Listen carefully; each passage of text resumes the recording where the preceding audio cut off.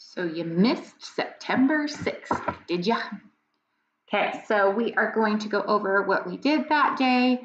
And this one isn't a you turn it in kind of day. It's just for your information so you know what process we're going through in writing. But the first thing we did was our bell work, and it was a Thursday. So we went over some comma rules, and you may have to start doing some Googling to try and figure out what these are saying, but just copy them down on your bell work and try to create your own examples. So one is using a comma after an introductory phrase or clause. So that's that chunk at the beginning that's kind of introducing what you're saying. So according to Miss K, comma, reading and writing are important. So a phrase or a clause is basically just a group of words that make sense together. You have an independent clause and a dependent clause. So an independent clause could stand by itself. It's an independent, don't need no man clause. And in this sentence example, we have one of those. So reading and writing are important. That could be a sentence all by itself. And when you have that independent clause and you have the dependent clause in front of it, so according to Miss K, it couldn't stand by itself, you need to put that comma after the dependent clause. It's introducing it and it can't go by itself. So reading and writing are important. That could go by itself. So 2 is use commas to separate items in a series. This is one that hopefully you already do. So her favorite activities are reading, comma, drawing, comma, singing, comma, and eating. So the comma goes after the item whenever you're doing a series. So you could go on and on with that one. So her favorite activities are reading, comma, flying, comma, driving her motorcycle, comma, singing, comma, and eating. So every one of those items needs a comma after it. Rule 3 is using commas to separate 2 adjectives before a noun. So an adjective is describing a noun. So if you have a bunch of these describing words, you need some commas in between them. So some sweet, comma, kind girl helped her friend with homework. So you could also have a bunch of adjectives. So it would need to be some sweet, comma, ugly, comma, kind girl helped her friend with homework. So separating those adjectives. 4 is using a comma to separate 2 independent clauses. So remember, an independent clause could be a full sentence. But these are connected by a coordinating conjunction. So a coordinating conjunction is also called a fanboy. So that's for, and, nor, but, or, yet, so. So you have 2 independent clauses. They could be sentences by themselves. And you stick a comma and a fanboy in the middle of those. So sometimes I like to sleep all day, comma, but I know it isn't very good for me. So sometimes I like to sleep all day, could be a sentence by itself. I know it isn't very good for me, could be a sentence by itself. So you're mushing those together by putting a comma and a fanboy. If on either side, one of these clauses doesn't make a complete sentence, you do not put that comma. That would be called a comma splice, which we'll go over in the future.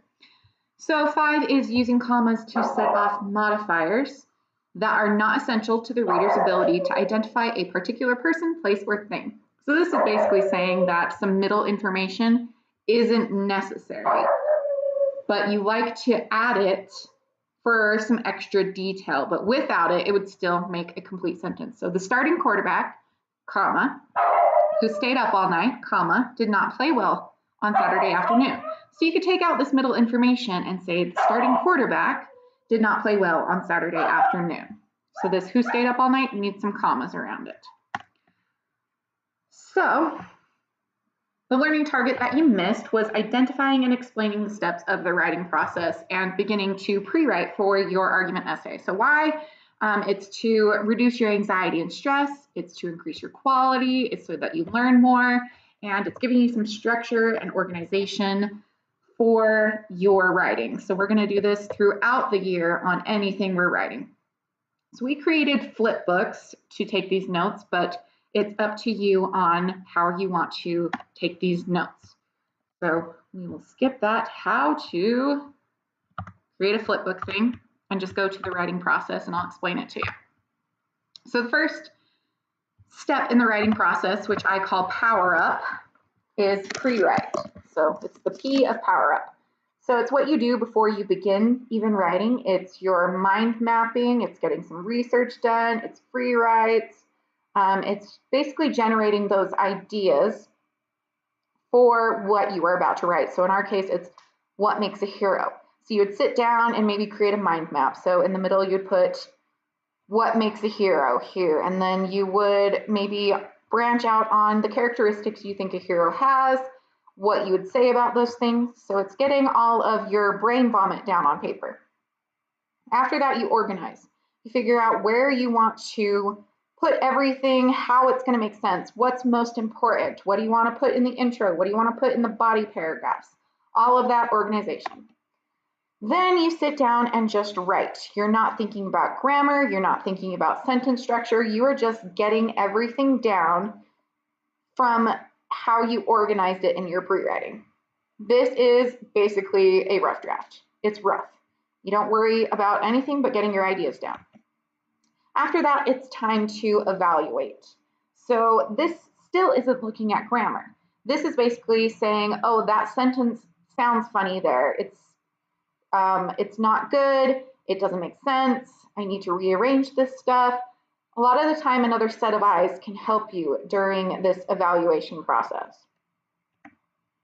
After that, you revise. You decide what needs to be deleted. You decide what needs to change, where things need to go, the sentence structure, all that. The next step, oh, if you didn't know the letters of Power Up, there was P for pre-write, O, organize, W for write, E, evaluate, R, revise, and then we get to U for uniqueness. So your writing should always sound like you, a little bit more intelligent and formal you, but still you. Remember not to lose your voice when you are editing and when you are revising. And if you feel strongly about something in your writing, then keep it. Your writing should always be unique. If you want to sound a little bit humorous in a section, do it. You should still sound like you. Just make sure you're keeping those elements of kind of formal writing if it needs to be, but it still should sound like you. This is the point where you are focused on grammar. This is proofreading, where you can take your red or purple pen and go through and try and figure out if you misspelled things, if there's an apostrophe where it shouldn't be, make sure everything's capitalized. Remember to capitalize I. Remember, I is important, but this is where you focus on your grammar.